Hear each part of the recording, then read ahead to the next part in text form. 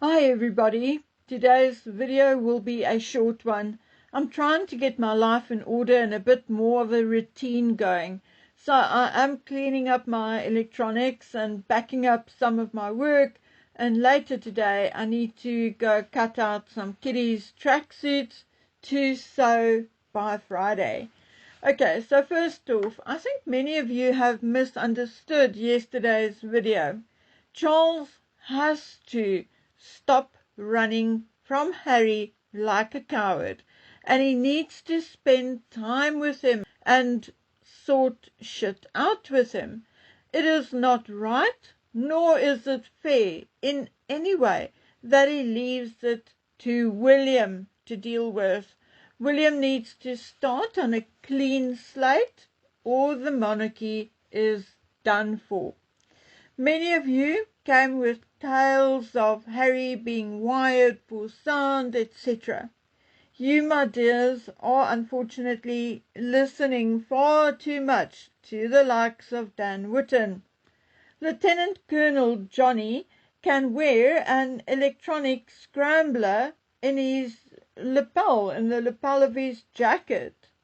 So don't come and tell me that they can't plant a few of those in, say, Balmoral or Sandringham or wherever.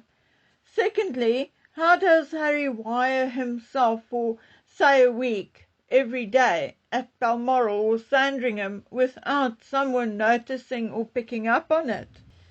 Those people we see around Charles are highly, highly trained and very dedicated people. They're not there just to look pretty. Besides, Charles is king, a man with the best and most sophisticated security, maybe of anyone, any single man or person in the entire world.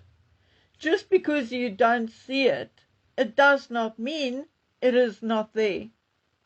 And if you don't believe me, go try and fly a drone over Balmoral or Windsor Castle or Buckingham Palace. I dare you. No. I triple dare you. But as soon as that drone crashes to the ground, you've lost the bet. If you seriously think Harry is going to walk into any of his father's residences wired, then I have a bridge to sell you. A church, of course, is an entirely different story because it is a public place. Of course, I'm not saying Charles should lick Harry's boots or suddenly share state and family secrets. No, not at all. But what I know, and based on what I know, I can openly and honestly say here today that the future of the monarchy will look far more, and I mean far more dim, if Charles does not deal with Harry, and I mean soon. If you want the monarchy to continue, I think it would be beneficial for Charles to make peace with his son before he dies. I do not think any royalist wants Charles to die while his son is still mad and disappointed in him. And again, it will be William's reign which will be destroyed. No, my friends, Charles needs to stop running from Harry. His money, his gifts, and all the strings he pulls for Harry and Meghan will mean absolutely nothing if Harry still feels aggrieved by the time Charles leaves this mortal plane. Besides, if Charles lays the rules out for Harry and does or says nothing nefarious, then who cares whether Harry runs to the tabloids? Not that I think he will. Well, that is, if he keeps his trap shut and does not tell Meghan anything. I sincerely doubt Harry would want to run to the tabloids. What is he going to say? Pa says I have to stop smoking weed and ayahuasca before he can even consider having me back. Or Pa says Megan must return all the trinkets she took from Buckingham Palace. I mean, really? Do you really think he's going to go and say that to the media? No, if Charles just lays down the rules and does not say anything nefarious or anything that's not true, then Harry can go to the media all he wants. And again, compared to the nonsense Harry is going to spill once Charles passes away, whatever he would say now while Charles is still alive will be absolutely nothing. Nothing. A nothing burger. And again, I'll repeat this until I'm blue in the face. This is Charles's problem to solve, not William's. And it cannot be done in 32 minutes and 6 years. It needs days. And it is Charles's problem to solve. He is responsible. He turned Harry into the person he is today. Meghan is a whole different matter. I personally do not know. I cannot even come up with an idea as to how Meghan's motor mouth and her imagination and her tendency to blatantly lie is going to be curbed. I honestly don't know. But always remember, Meghan is nobody, a middle to lower class individual with immense ambition and the worst case of malignant narcissism and delusion I have ever seen and or observed. Will she stop talking and stop damaging the royal family once they get, say, divorced? Definitely not. She will just ramp it up.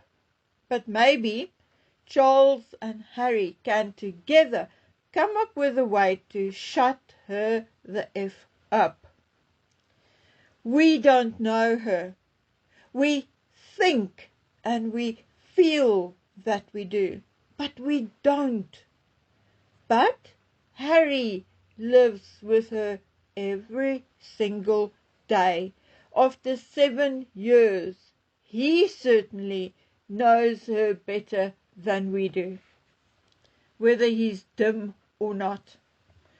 We are acting like fools, like a flash mob, crying and shouting for Charles not to see his son. And it is a mistake, a big one, because whatever they are doing, whatever they are plotting, is being done in secret now, because of us. Whereas, had we been quiet and just observed, they would have been far more relaxed and open. I mean, go ask any lawyer, and they will tell you to keep quiet and give people enough rope to hang themselves. That is what we should have done. Somebody I deal with regularly told me that these 2 visits by Harry to his father is absolutely BS. She says someone in service, now I don't need to tell you service of what to whom, told her that Harry has been up to Scotland at least twice since 2021 to see his father. Now, I can't tell you whether it is true or not, but areas of Balmoral is indeed secluded enough for Harry to visit, without the media picking up on it. I mean, unless he goes and walks on a public footpath, nobody's going to know whether he's up at Balmoral or not. The staff, indeed, will not tell, because they are very well aware of the fact that Charles has a tendency to lay people off without warning if they do not go along with his wishes. But let's hang in there. There are indeed rumblings in the background, and I can see and feel it. There is indeed a pattern, okay? And I'm sure you have even picked up on it over the years. The more desperate and anxious Megan becomes, the bigger the news. And she sounds pretty desperate to me at the moment. But we'll get to all of that tomorrow. That is, if we have internet tomorrow.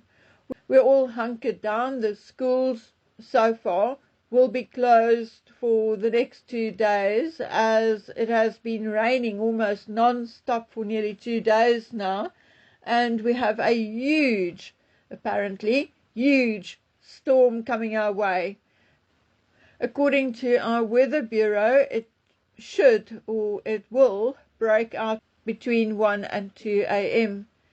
Even with the normal rain, normal but persistent, we are already experiencing flooding in certain places.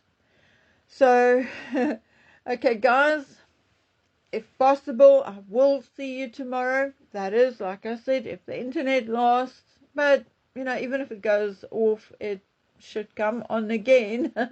So until then, take care and stay safe. Bye.